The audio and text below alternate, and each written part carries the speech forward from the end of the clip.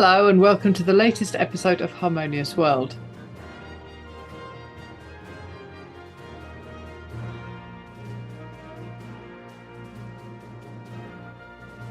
I'm Hilary Robertson, and for this episode I'm joined by composer Peter Boyer.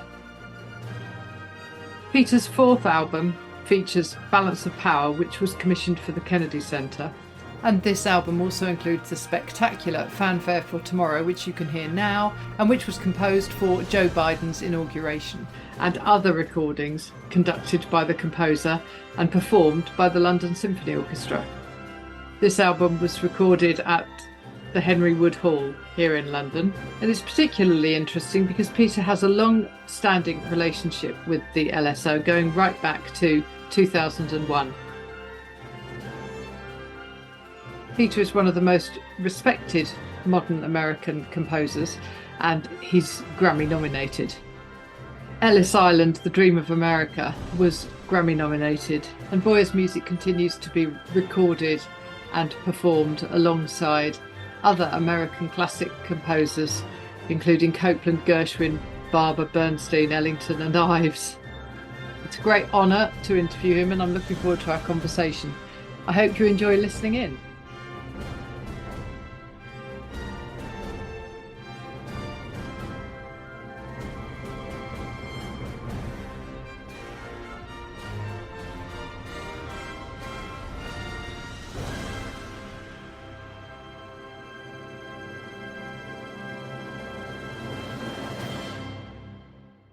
Hello.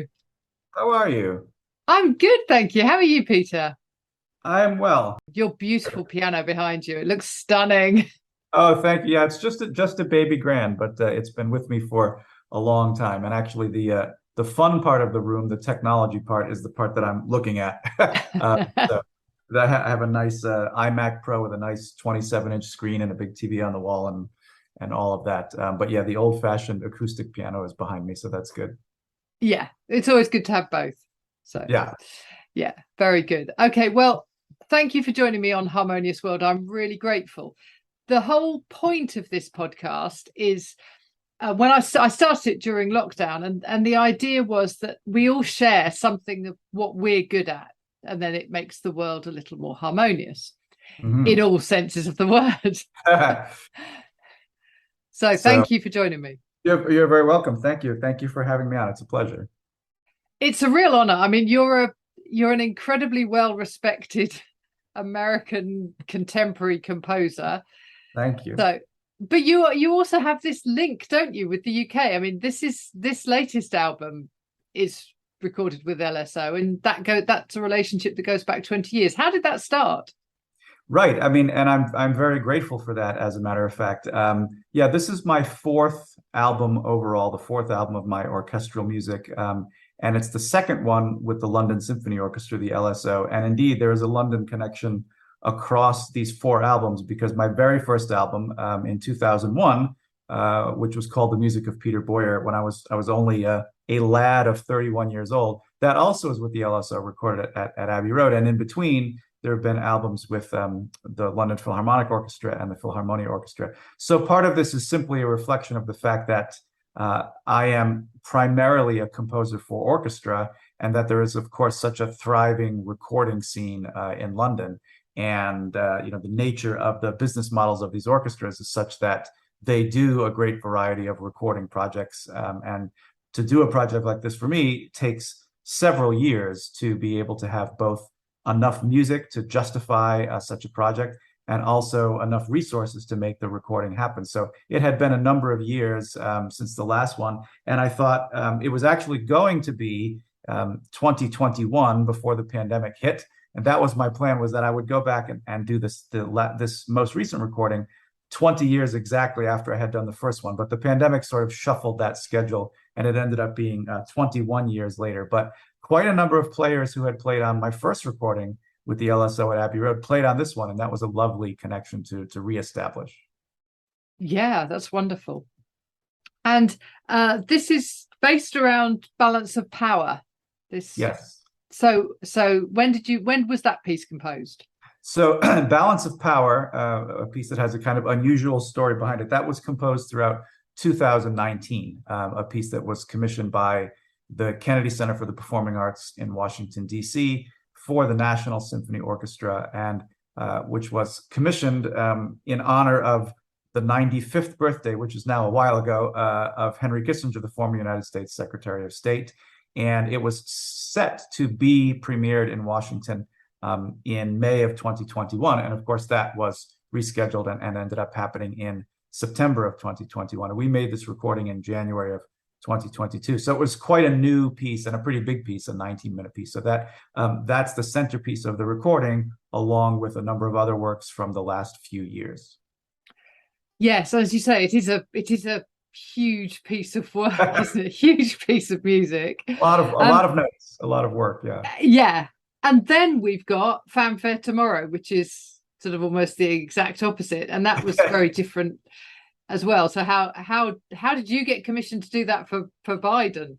Right. So Fanfare for Tomorrow, a much shorter work at less than 3 minutes long, was commissioned for the inauguration of President Biden in January 2021. And it's funny, a number of people have commented, they've referred to me as, quote, a bipartisan composer, which I think is an interesting phrase, because I never have set out by any means to be a composer who has written pieces about political figures or for occasions of political figures. But that's the way things have worked out in terms of these invitations. And with the piece for President Biden's inauguration, it was an interesting and short timeline because of all of the chaos and uncertainty around the inauguration of President Biden and everything that's going on in Washington with the pandemic and with the situation overall that everyone knows about. There was really not the kind of time that one would have expected to have to be able to write such a piece. So I was actually asked by Colonel Jason Fettig, who is the director of the United States Marine Band. I was asked on January 1st of 2021 to write this fanfare for the inauguration, which was on January 20th. So, and of course, one has to, be a little bit ahead of the actual occasion. So I had 10 days to write this fanfare, but at least it was a short piece.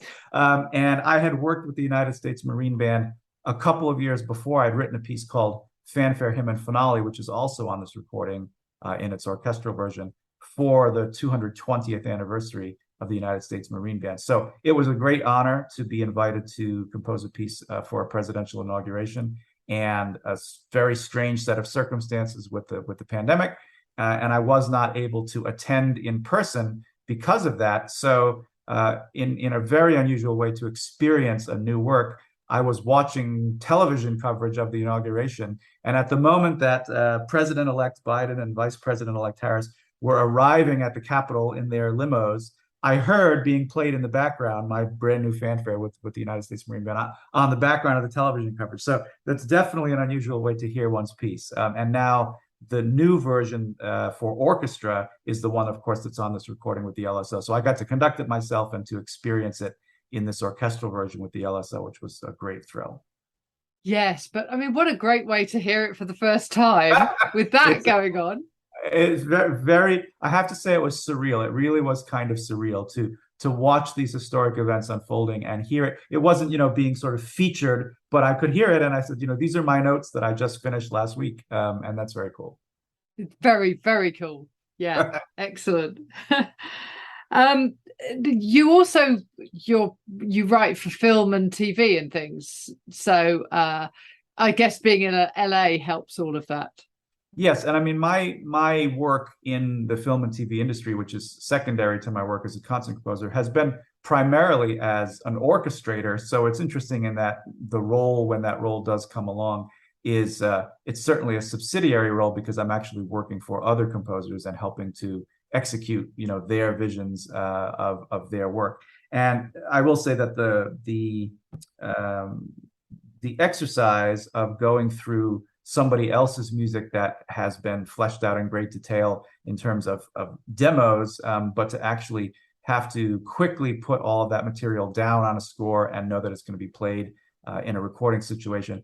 That's a kind of skill set that definitely helps in terms of honing my own classical work. So yes, being in LA is helpful for that, although we're now in more of a virtual world than ever before, and everybody's just getting their assignments on Dropbox and uploading stuff to Dropbox and talking to people on Zoom. So I suppose, one can be anywhere. But yeah, it's interesting that that's kind of the orchestrator hat when I'm doing film work for, terrific composers like James Newton Howard, for example. And that's a smaller part of my work in any given year, frankly, than I would like it to be. There's a lot more classical work. I mean, that's really where the emphasis has been in the last few years. That's where I've gotten a lot more opportunities, is being asked to write music for a variety of occasions. What's the oldest piece of music on this CD? Right. So the oldest piece is not all that old. It's from 2014, a piece called Rolling River, Sketches on Shenandoah. But for the most part, the works on the recording are just from the last 3 years, 3 to 4 years.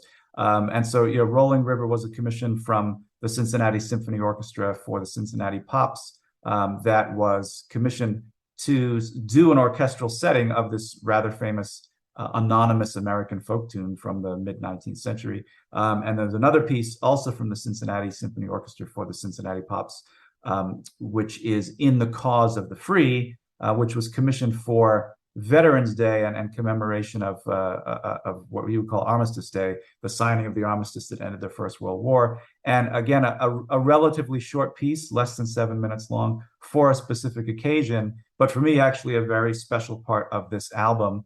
For one thing, the poem that inspired that setting, called For the Fallen by Lawrence Binyon, is actually a British poem, a rather famous one, commemorating the loss of British soldiers in the First World War, but it really very appropriate for, I think, all who served in that situation. And I have to say, as an American dealing with this subject matter and having been inspired by a British poem, then to go and get to record it with the LSO and the marvelous principal trumpet of the LSO, James Fountain, who played my solo as beautifully as I could ever ask for. That was really a very moving moment. It was a very special part of the album. As this episode is coincidentally coming out in the week in which we are remembering the fallen of the First World War especially, I thought now would be a great opportunity to hear some of that. So this is an extract from In the Cause of the Free.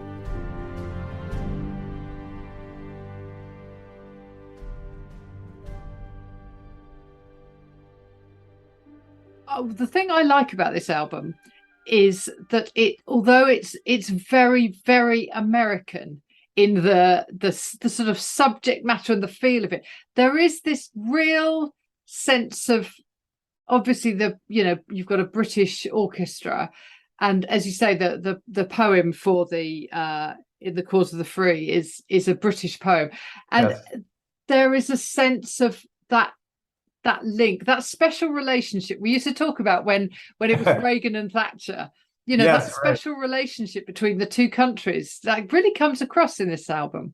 Thank you, and thank you for saying that, because I feel that very strongly. And in fact, in some of the interviews that we did for putting together videos about the project, this is something that I talked about, that very important American orchestral composers who preceded me, who are, in a sense, some of my musical heroes and kind of guiding lights, Aaron Copland and Leonard Bernstein and John Williams, those three in particular, all three of those composers, in fact, went to London on different occasions to make important recordings with this very orchestra, with the London Symphony Orchestra. So there has always been, or I should say for, a number of decades, there has been this connection. And so although I in no way, think of my music as any kind of equal to theirs, because their music has inspired me so much, that was something that actually was very much on my mind, was this American in London sort of connection. And again, because the British recording scene is so very active, with not just one or two, but more like four orchestras that are regularly, hosting composers from around the world. There have been a number of opportunities to do this, and of course they're legendarily great sight readers who can make it sound just astonishingly good from the very first downbeat. So it is a special thing, and it's funny that a number of the musicians from the LSO, they were kind enough to be interviewed on camera for this project, and they made comments just like what you've just said, and about the American quality of it. And it's something that I don't really consciously set out to say, and now I'm about to write an American sounding piece. It just happens. It just happens naturally. I am an American composer, and I've spent a lot of my life studying this music of these composers that I admire. And so it kind of comes out with an American flavor. And as you said, when there are commissions which are about American themed subjects, then inevitably I think that's something that's kind of natural that happens. And then yes, I think this special relationship is there, and it's really a pleasure to get to work with such fine musicians who they clearly love what they do, and I think that comes across very clearly in the recording. Yeah, I think so. So we've alluded to lockdown a few times. How was your lockdown? Well, I have to say I'm fortunate in that I didn't become ill. None of my family members became ill. And so from a health point of view, I felt very fortunate. As with everybody else, I had to deal with a huge number of cancellations. There were about 50 performances of my work over an 18-month period, which were canceled, including a number of my biggest piece, Ellis Isle and the Dream of America, those are big, complicated performances. So for them to be canceled in such quantity was, disheartening. And certainly in the thick of it, like everybody else, I wondered, well, how long is this all going to go on for? I mean, when it gets to be like a year and there's just kind of no end in sight, it's a fairly bleak time. And I thought, well, eventually this has to end, or at least subside. And so things will return to normal. But there was a period of just really not knowing when that was going to happen. So in a way, lockdown helped fuel my desire to make this project happen, because although it had to be delayed, and ultimately when the recording happened in January of this year, the one consequence was that, of course, all the string players and percussion players were still masked during the sessions. So there was that reality, which you can't hear on the recording, but you can see it on the videos from the recording sessions. So it was delayed, and we had that aspect to it. But the one piece that I really wrote during the lockdown from start to finish was Radiance, for string orchestra. And it's interesting that many of my composer colleagues were writing, if you will, pandemic pieces in some way, pieces dealing with the impact of the pandemic. And that just didn't feel to me like something that I necessarily wanted to do, particularly that a lot of others were doing it. And instead, I wanted to focus on something amorphous that was down the road, that was more optimistic. And really, that's what Radiance was. It was the only piece on this recording that was composed without a commission, so it could be with anything I wanted it to be. And I knew that I wanted one piece for just the strings of the LSO on this recording. And I also knew that I had a lot of big, loud, brassy, boisterous music. So I wanted something to contrast with that. And I wanted something lyrical and beautiful. So I wrote Radiance not knowing how long it was going to be, or anything about what it would be, except I felt somehow that it was going to be an A major. and indeed it turned out to be an A major. But I just focused on this mood of serenity and beauty, and looking past the darkness of the pandemic.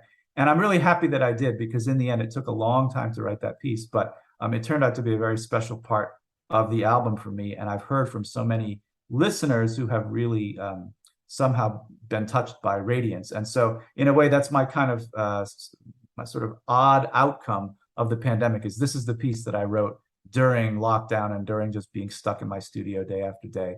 And so hopefully when we have some historical perspective and some distance. When we look back, it'll be a nice thing to have composed during that very strange period of our time.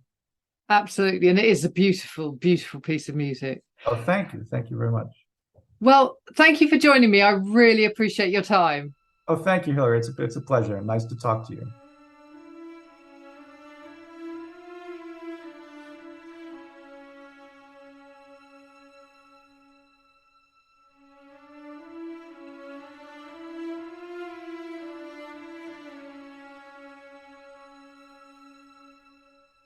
I really enjoyed interviewing Peter, and in fact, editing that conversation was also a great pleasure. I hope you enjoyed listening in, and now you're enjoying Radiance. This is a stunning album of Peter Boyer's orchestral works, and especially Balance of Power. If you can get a hold of it, please do, because it's well worth a listen. So thank you for joining me. I'd also like to thank my colleagues at Jazz Fuel who've helped support me this month. You can find a wish list now on Buy Me a Coffee that enables you to sponsor some of the equipment that I need, and I'm going to be adding all sorts of other things on there that I need to help make this a better podcast. So if you feel you'd like to make a donation, you'll find the links in the show notes. Thank you for joining me once more on Harmonious World. That's what matters, that we're all together trying to make this world slightly more harmonious.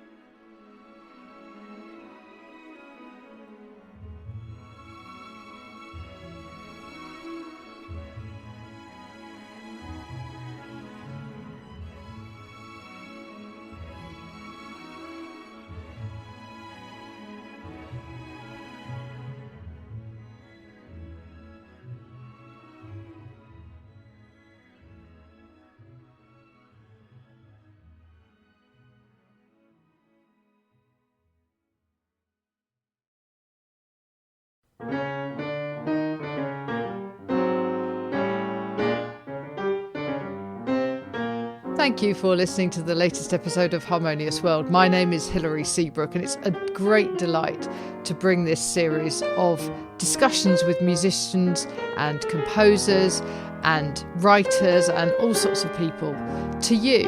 Obviously, there's no point in having a podcast if people aren't listening, and I'm very grateful to my listeners for doing so. Thanks also to Joe English for composing and performing this new theme tune. So wherever you get your podcast, you can leave a review.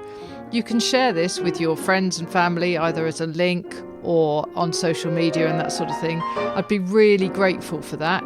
Don't forget that you can subscribe now. There's a link wherever you get your podcasts. So have a great week, and please remember why I started this, which is just to try and make the world a little more harmonious. Thanks for listening to Harmonious World.